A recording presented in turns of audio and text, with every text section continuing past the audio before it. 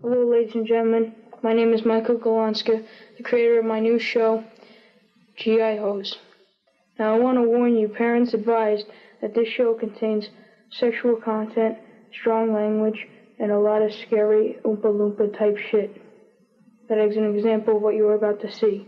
And for the record, I do wear boxers.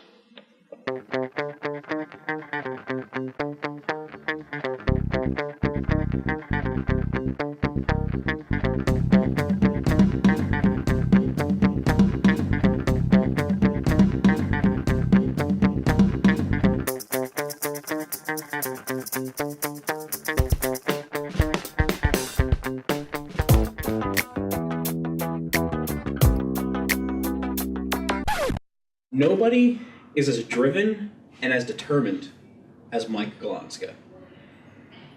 He's been working on this since he was 12, before he knew how to do anything.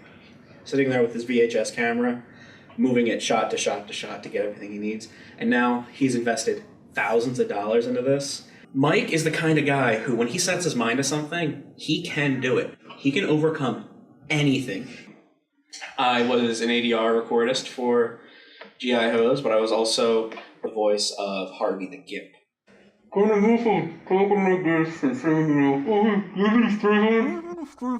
Oh yeah, top shelf in the corner over there, Harvey, next to the blow-up dolls. Mike was the first person I met at Drexel that was also a film student.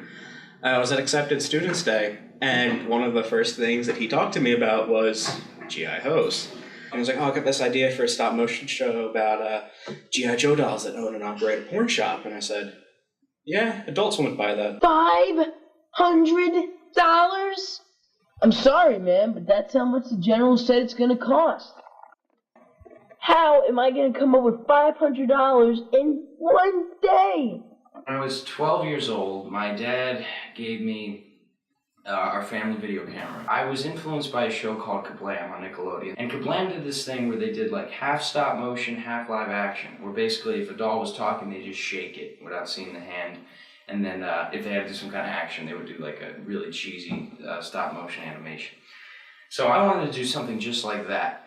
I thought sex was interesting and funny, because that would be the #1 discussion in the 6th grade lunch table. So I thought, all right, I want to do something with toys. I want to do something about sex to get people's attention, and it needs to be controversial.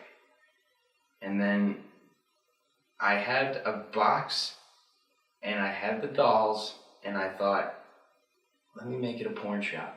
Look at this, man. Spice Girls in the nude. Whoa. Hey, man, you mind if I take that into the bathroom with me later? I do the voices of female customer in Virginia. Pretty much any part with a vagina. Or plastic vagina. Nothing get inside me bigger than the fist of God. I do 2 characters, and I did just random voices. We all did random voices at one part or another, because there's the cheering crowds we wanted to have. And there's only 4 or 5 of us. We all had to do little yays and go Jesus. I'm the voice of Commander Dix, but to get in character with Commander Dix, I am so bad at voice acting that we'll constantly be in the booth, and I'll just be like, oh, Commander Dix, and that was my way to get in character. But Roy is my favorite character because my friend John Lucas has one of the funniest voice talents in the world, and he did Roy, and he's just the most chill, funniest character because he's an aspiring comedian who improvised most of his lines, and what he came up with was way funnier than what I wrote. And I wound up using most of it, and it's just hilarious. You mean to tell me I'm supposed to marry a woman, have sex with her, then divorce her, just so I can fornicate with her sister? I am doing sound, both like mixing, mastering, and Foley and things, and I'm also coloring the film.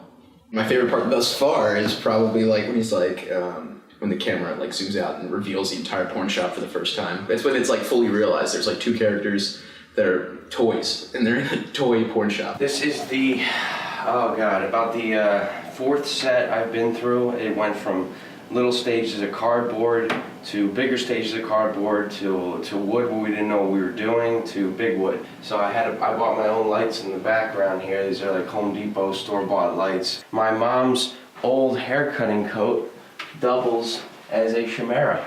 And another cool thing is the set walls are completely collapsible. And I can get behind the counter to work on this guy.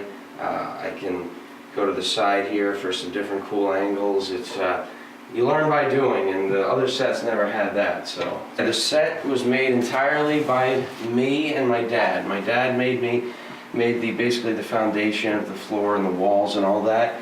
And then individually, I took magnets and made the magazines one by one. As you can see, they're just tiny little magnet cutouts, and I printed on high glossy paper and put it out right there. And then everybody always asks me about the soup. The soup is just an inside joke that happened, I think, the second time I redid the series when I was like 14. I was trying to think of funny signs to put up, and I thought, like, all right, cheap AIDS testing, that could be funny, you know, and then all the labels, and I thought, oh, free soups. And I never intended them to actually have soups, just like an old sign, but it wound up there as a funny joke. These are one of the hardest things to make, the little condom boxes. Those are all little cutouts that I kind of fold together like a Chinese takeout box. On the doors, which you won't see here, there's a Howard Stern poster, because I love Howard Stern, and I got Obama on the other one. And I'm not trying to make a political statement, he's our president, and I just think it's funny, like a porn shop, and we support our president, so. Today, we are turning Reverend Cobb, the evil Reverend, the evil guy in the show, into this, putting them together. Blasphemy! It's a long process. It's going to be about 2 hours. The greatest person in this right now is Dave Deneen. Without him, I would not be doing this, and he was one of the first people to not be interested in it. I told him about the idea the first day I met him after taking a shooting and lighting class, and he could not be any more unenthusiastic about it, and he really wanted nothing to do with it. Then I took the stop motion course, and I had Dave Deneen again. And through watching my projects and enthusiasm and me talking about GI Hose, and he finally read a script, and all of a sudden he liked it. And then senior year came, and he pulls me aside and says, I'm hoping that you're doing GI Hose for senior project, because you're not polishing a turd here. This could be something.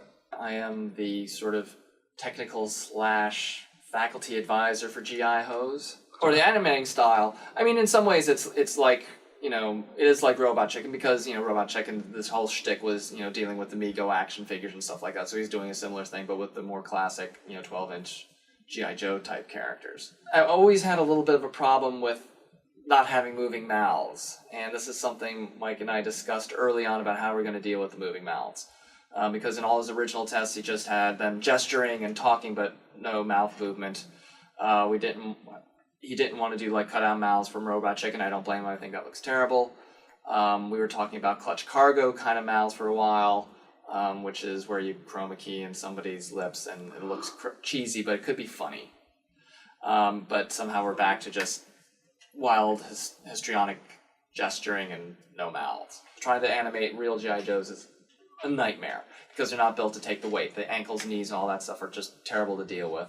Now he's, you know, graduated to actual steel ball-and-socket armatures that he's kind of grafted the action figures onto. So that's making it easier for him to animate, and then by extension the animation's becoming better. I don't give a shit how the animation really looks as long as they're laughing. And they are. Man, that Reverend Cobb is a pain in my... Well, I truly have stepped into hell. Satan's land. I've always wanted to be like an animated cartoon, like, you know, voice talent. So I was like, oh, you're doing a cartoon and you need voices? That's cool. What's it about? And what? That sounds interesting. You're doing something about a topic that everybody tries to hide under their mattresses from their parents, and you're telling that this is a passion of yours. Well, we do have the vibrating mad banana, but it's... What I'd say to Mike is that what, you know, kind of childhood did you have that you were thinking about this stuff in middle school? And God bless you, but also, oh my God, that your parents were supportive about this idea. In a way, I guess I was always influenced by sex in a weird way. When I was 4 years old, I walked in on my aunt and uncle having sex while porno was on TV. I always remembered that. I got a Game Boy Pocket, and I saw on the TV guide there's the Playboy channel, and I thought, Playboy, Game Boy, that must be the same thing. It wasn't. I think it's something different. It's very unique. I think it's very controversial. Everybody that hears something like that doesn't really know what to expect, and that's what makes it so unique. Well, I know that Michael had this idea a long time ago, and he was a bit younger then, and I wasn't too sure, but as he got older, and he still kind of talked about it, and now I think it's very good because it's just something different. It catches people's attention, and it's also somewhat controversial. I hope it's a success for him. I think it's something that the public needs to laugh. We need to laugh more. I can't wait to see the reactions. I can't wait to stand in front of them and be like, I pitched this day one, everybody thought I was crazy, and here I am. My greatest influence is Howard Stern, Kevin Smith, my Uncle Ish, Artie Lang, Broken Lizard Comedy Troupe, Patton Oswalt, Bruce Black, Creators of Glam, Red Sox, my dad's accent, my car, my friends. Shout out to Bauer Power, shout out to B-Rad G, I love America, I love porn, Vanilla Ice, I like his music.